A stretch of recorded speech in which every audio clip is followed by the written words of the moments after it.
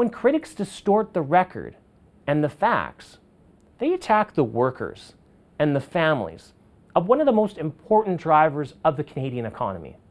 Let's briefly run through the facts.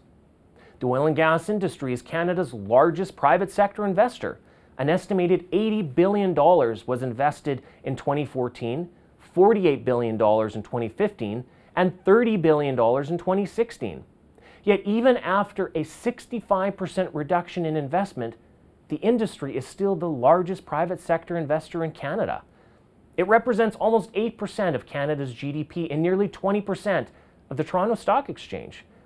The oil and gas industry produces annual government revenues exceeding $17 billion. It provides annual employment, direct and indirect, for approximately 500,000 Canadians. Annual revenues in 2014 were $150 billion, but in 2015, revenues were reduced to $90 billion, which would be the same as losing the entire auto sector from the Canadian economy in just 1 year. Profits from oil and gas have helped ensure the sustainability of public and private pension plans and RRSPs. Hundreds of thousands of Canadians have enjoyed terrific careers in the oil and gas sector.